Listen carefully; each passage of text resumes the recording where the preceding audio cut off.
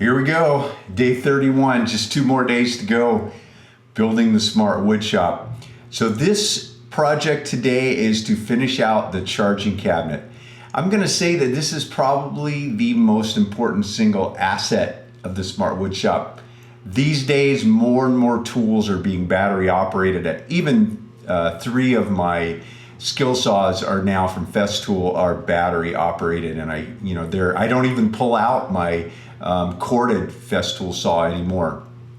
So what is important about this is I've got so many different chargers. I don't want to have to dig them out when I'm trying to charge a battery on a job. I want everything organized and neat and just be able to drop the batteries on and go. You can see here inside the charging cabinet, I picked up one of these splitters and plugged everything in, zip tied, and even on the outside of the cabinet, I have set up so the cords are nice and tight and they're zip tied and screwed back to the side of the cabinet so that everything is out of the way. This cabinet will have more chargers in it plugged in, the ones that don't wall mount, and also some backup chargers. You know, I bought 3 Hitachi battery nail guns recently and I got 3 chargers.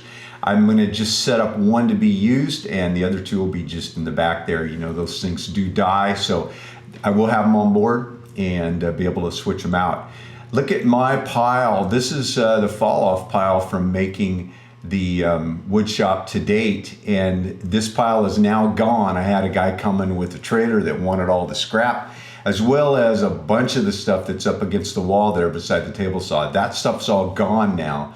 I'm not one of those contractors that keeps stuff. You know, maybe sometimes I cost myself a bit in having to buy something that I, gave away or recycled, but I just don't do that. I want to be neat, organized, clean. I want to be lean. So what I'm going to do now is make up a little shelf. This is just one of those things. It's not even part of the smart wood shop as far as my plans go. It's just I'm going to make a shelf for my Festool LED lights right on the side of the charging cabinet. They have internal batteries which require a cord to run from its little module that's plugged into the wall and then plugged into the back. And I wanted those cables routed and zip tied right to the side of the cabinet so that they would pop out right where each light is. So I'm not fishing around in there trying to find the cable. It's just, I don't even have to see it. I can just reach up and grab it. It'll be right within an inch or 2 of where the light goes, plug it in and then set the light down in the shelf. And all I'm doing here is just, gluing it together and then pinning it. And then the bottom part of the shelf is a 3/4 and that has pocket holes and that will be the final attachment. One of the things you won't see when we go back to the trailer is I drilled a 2-inch hole which is back in, into the side of the charging cabinet, which is will be kind of hidden by the shelf, and that's where the cables route through. So it's one of those on-site updates and the little micro things that I'll do that aren't really part of the big plan. And I'll continue to do these things as I use the trailer. I'll fine tune and move and adjust and make little accoutrements that will make it more and more efficient. And boy, looking at all my tools and stuff out on the bench, this is something I do not do. This is the impact of me not having my awesome rolling toolbox, having to work off of shelves and out of toolboxes. And I am at this point back into using my trailer and so happy because I can keep my bench clear and I don't have things spread out all over the place. So you can see I'm going to just sort of test the fit here, and the idea is the lights will drop in, they'll still be able to be plugged in, enough room to put the cord in the back and also hold them in place when I'm bumping down the road. Sticking with my #1 theme of nothing is tied down, zip tied down, bungeed down, locked down. Everything is held in place passively.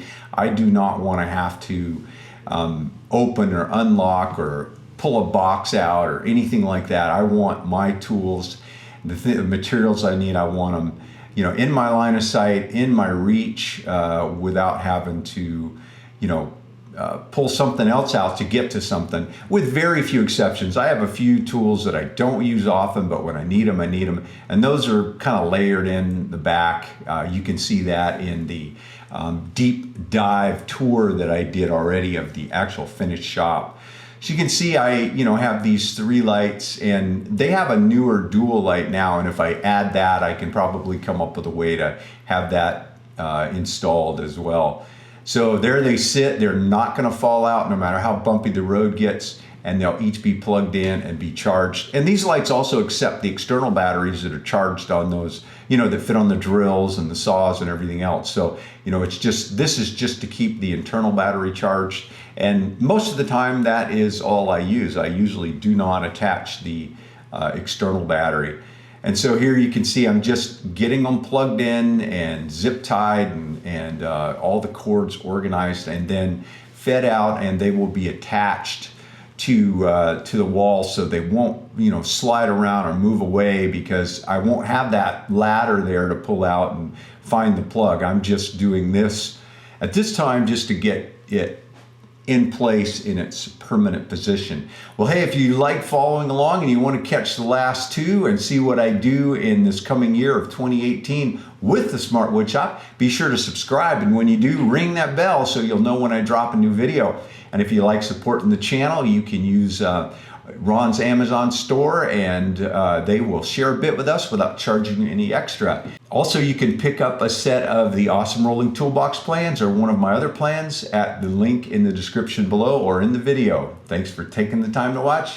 Have a great day.